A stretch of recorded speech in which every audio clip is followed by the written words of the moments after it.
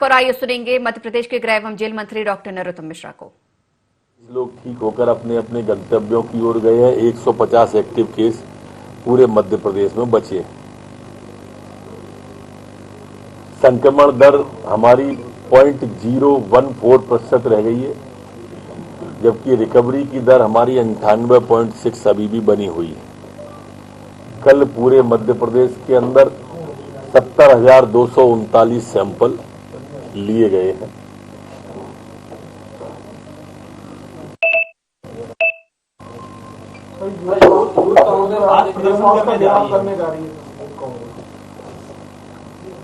कांग्रेस के संग दिक्कत क्या है कि जहां पर हल्ला मचाना चाहिए वहां तो वो संवाद यात्रा निकालते हैं, और जहां पर कांग्रेस को संवाद करना चाहिए वहां पर हल्ला करती है। बड़ी विचित्र स्थितियों में कांग्रेस गुजर रही है। ऐसी स्थिति है कि उनका नेता प्रतिपक्ष 30 महीने बाद कहता है कि मुझे सदन का अनुभव ही नहीं है। मैं तो मीडिया के माध्यम से आदरणीय सोनिया गांधी जी से प्रार्थना करूंगा कि आपके माध्यम से बात पहुंच जाए तो, कि जिस व्यक्ति को 30 महीने में सदन का अनुभव नहीं हुआ हो और नया विधायक भाषण देने लगा हो, उसके बारे में एक बार पुनर्विचार करके तो देखो।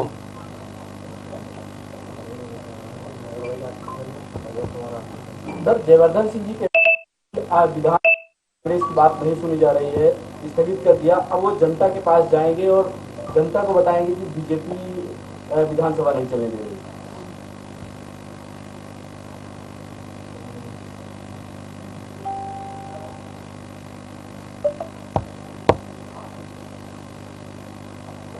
जयवर्धन सिंह जी जानते हैं अच्छी तरह से कि जनता उनके पास नहीं आती है। कांग्रेस के किसी आंदोलन में आपने जनता की भागीदारी देखी ही नहीं होगी। इस बात से वो भली बात अच्छी तरह से अवगत है, राजनीतिक परिवार से आते हैं, इसलिए वो जाए क्या कोई जाए, जनता कांग्रेस की असलियत समझ चुकी है। कल आपकी भेंट भी हुई है तो सब सामयिक विषयों पर भेंट हुई है, कोई विशेष नहीं थी वो।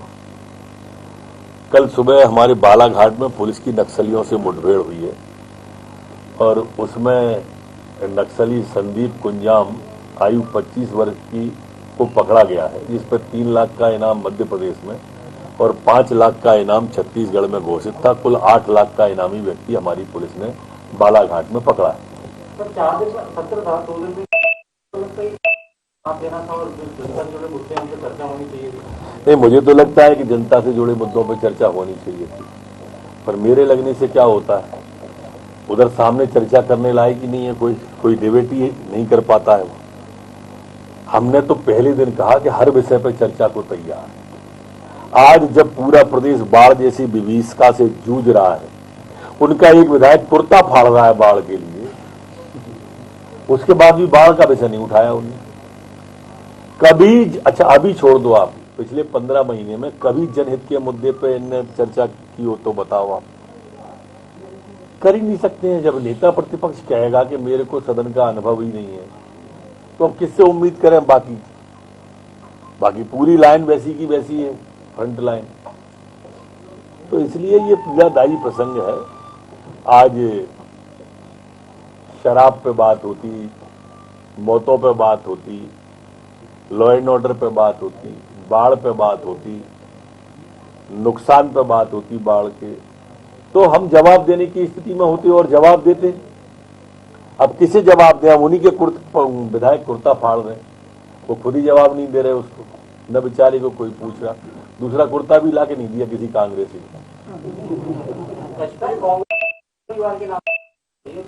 कपिल सिब्बल ने बयान आयोजित किया था, जबकि सारे नेता थे, कल गांधी परिवार से कोई नहीं था। तो लगता है कि अब गांधी परिवार के अलावा एक नया चेहरा कांग्रेस किम कर्तव्य विमूढ़ की स्थिति में है, ऊहापोह की स्थिति में है।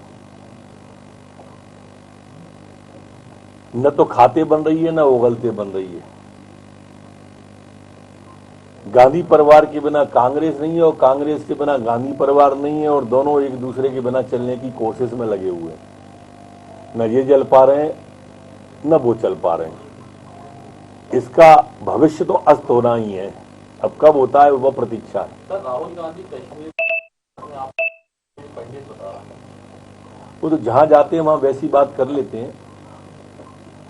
अगर कश्मीरी पंडित हैं तो वहां के कश्मीरियों के लिए आवाज बुलंद की क्या कल जाके, जो वहां से पलायन कर गए इनकी सरकार जब दिल्ली में थी? बोले एक शब्द नहीं बोले। कल एक सरपंच की और पंच की हत्या कर दी, कल वहां गए वो? नहीं गए वो। ये तो आतंकवादी जो सेना के हाथों काल कलवलित हुए हैं उनको जिंदा करने गए, रूहों को उनकी, और कुछ करने गए। ये सिर्फ सियासत का एक खेल है जो वो खेलने के लिए गए, सियासत के लिए गए हैं और कुछ नहीं। सर भोपाल पुलिस ने एक आदेश दिया जो भी वाहन चालेगा उनको पेपर चेक नहीं किए जाएंगे। मेरे ध्यान में भी आया नहीं है, मैं देख लेता हूँ।